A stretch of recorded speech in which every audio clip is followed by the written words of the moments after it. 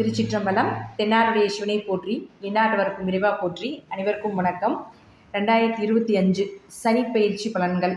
March மாதம் 29ஆம் தேதி சனிக்கிழமை அன்று உத்திரட்டாதி நட்சத்திரம், சனி பகவானுடைய நட்சத்திர நாட்கள்லேயே அமாவாசை முடிஞ்சு பிரதமை திதியில் 9:44 இரவு, அதுவும் சனி பகவானுடைய நம்பரில் தான் வருது. டோட்டலாக கூட்டி பார்த்தாலும் எல்லாமே சனி பகவானுடைய ஆதிக்கத்தில் வரக்கூடிய ஒரு நாளில் சனி பகவான் கும்ப ராசியிலிருந்து மீன ராசிக்கு பயிற்சி ஆகிறார். அதுவும் ராகுவோடு இருக்கக்கூடிய இடத்தில் பயிற்சி ஆகும்பொழுது சனி ராகு சேர்க்கை இந்த வருடம் ஒவ்வொரு ராசிக்கும் எப்படி இருக்கும் அப்படின்னு நம்ம முழுமையாக பார்க்கலாம்.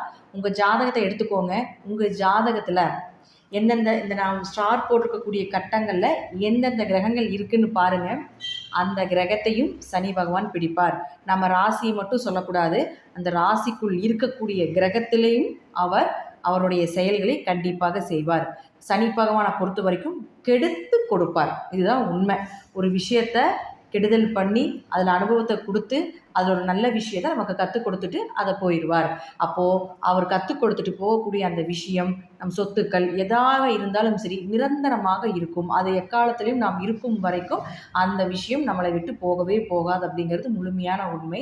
அதே போல் இந்த ராசி கட்டத்தில் இருக்கக்கூடிய இந்த ஸ்டார் போட்டிருக்கக்கூடிய கட்டத்தில் இருக்கக்கூடிய கிரகங்கள் இந்த பிறவியில் உங்கள் ஜாதகத்தில் என்னென்ன வாங்கி வந்திருக்கார்களோ அதற்குண்டான கர்மாவை கழிக்கக்கூடிய காலகட்டங்கள் வந்துருச்சு அப்படிங்கிறத நம்ம தெரிஞ்சுக்கலாம்.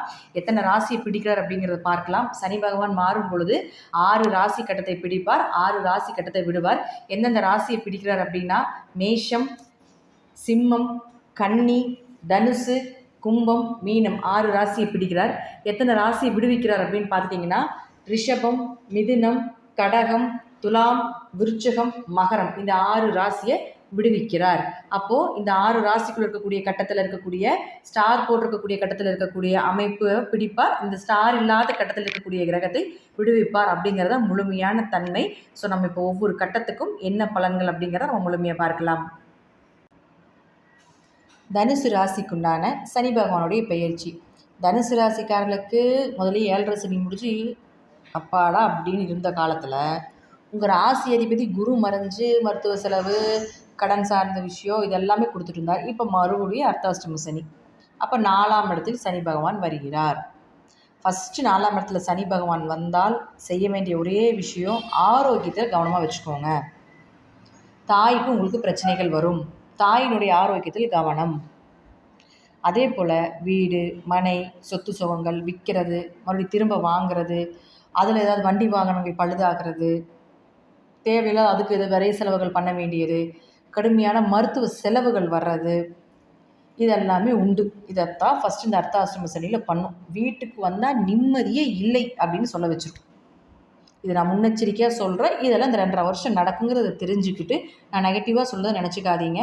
இதெல்லாம் தெரிஞ்சுக்கிட்டு அதற்கு தகுந்த மாதிரி தசாபதிக்கு தகுந்த மாதிரி வழிபாடுகள் கரெக்டாக பண்ணிக்கிட்டிங்கன்னா பெருசாக வர்றது சிறுசாக வரும், அல்லது வந்தாலும் அதை எதிர்கொள்ளக்கூடிய சக்தியும் அல்லது வந்ததுக்கப்புறம் அதை சமாளிக்கக்கூடிய ஒரு அமைப்பையும் கண்டிப்பாக இந்த தெய்வங்கள் உங்களுக்கு ஏற்படுத்தி கொடுக்கும் அப்படிங்கிறதுக்காக தான் முன்னெச்சரிக்கையாக சொல்கிறது. இப்போது உங்கள் ராசி கட்டத்தை எடுத்துக்கோங்க. உங்கள் ஜாதகத்தில் இந்த 6 ராசி கட்டத்தில் ஸ்டார் போட்டிருக்கக்கூடிய கட்டத்தில் உங்களுக்கு என்னென்ன கிரகங்கள் இருக்குதுன்னு பார்த்துக்கோங்க. இந்த 6 ராசி கட்டத்தில் குரு இருந்தார்னு வச்சுக்கோங்களேன், கொஞ்சம் பெயர் புகழ் மதிப்பு குறையிறது, சில விஷயங்கள்னால அவமானப்படுறது, கொஞ்சம் மருத்துவ செலவுகள் வர்றது, கொஞ்சம் வண்டி வாகனங்கள்னால விரைய செலவுகள் ஆகிறது இதெல்லாமே ஏற்படுத்தி கொடுக்கும். அடுத்து அதே இடத்துல சனி பகவான் இருந்தார்னு வச்சுக்கோங்களேன். இந்த 6 ராசி கட்டத்தில் சனி பகவான் இருந்தார்னா பேச்சால் பிரச்சனை, பணத்தால் பிரச்சனை, பணம் கொடுக்கல் வாங்கல் கூடாது, பணம் கொடுத்தீங்கன்னா திரும்பி வராது, ஜாமீன் போட்டிங்கன்னா நீங்கள் தான் மறுபடியும் பணம் கட்ட வேண்டிய சூழ்நிலைகள் வந்துடும், பேச்சால் குடும்பத்தில் வம்பு வழக்குகள் அதிகமாகிறது இதெல்லாமே உண்டு, பொருளாதாரத்தில் கொஞ்சம் அடிபடும். இதெல்லாம் இந்த 6 ராசி கட்டத்தில் இருந்தால் நடக்கும். அடுத்தது 5 மற்றும் 12ஆம் அதிபதி. இந்த 5 மற்றும் 12ஆம் அதிபதியான செவ்வாய் இந்த 6 ராசி கட்டத்தில் இருந்தால் குழந்தைகள்னால பிரச்சனை, குழந்தைகளுக்கு ஒரு முன்னேற்ற தடை, கோவில் வழிபாடுகள் ஆன்மீக வழிபாடுகள் செய்ய முடியல, குடும்பத்தில் கொஞ்சம் ஒற்றுமை குறைவாகிறது, விரயங்கள், பண விரயங்கள், பயணத்தினால விரயங்கள், கணவன் மனைவிகளுக்கு கொஞ்சம் அந்யூன்யம் குறைவது இதெல்லாமே உண்டு. காலில் அடிபடுறது, காலுக்கு ஏதாவது பிரச்சனை இருக்குது, கால் சார்ந்த விஷயத்தில் ஏதாவது ஒரு மருத்துவ செலவுகள், கால் வலி ஆகிறது இதெல்லாமே உண்டு. அடுத்து பாருங்கள் சுக்கிரன். இந்த சுக்கிரன் அப்படின்னு சொல்லக்கூடிய பார்த்தீங்கன்னா உங்கள் ராசிக்கு 6 மற்றும் 11ஆம் அதிபதி. கடன் அதிகரிக்கிறது, கடன் வாங்கி வீடு கட்ட வேண்டிய ஒரு சூழ்நிலைகளை கொடுக்கறது, கடன் வாங்கி வண்டி வாகனங்கள் வாங்கலாங்கிற சூழ்நிலையை கொடுத்து அதை கட்ட முடியாமல் அதை அவமானப்படுத்துறது, அதேபோல் வம்பு வழக்குகள் வர்றது, வேலையாட்கள் மூலம் பிரச்சனை, வேலை செய்கிற இடத்துல பிரச்சனைகளை கொடுக்கறது, உங்கள் முதலாளிகள்னால பிரச்சனைகளை கொடுப்பது. 6ஆம் இடங்கிறது போட்டித் தேர்வு. அந்த போட்டித் தேர்வு எழுதிக்கிட்டே இருக்க வேண்டியது தான். மார்க் எதிர்பார்த்த மார்க் கிடைக்காது, அல்லது எதிர்பார்த்த வேலை கிடைக்காது.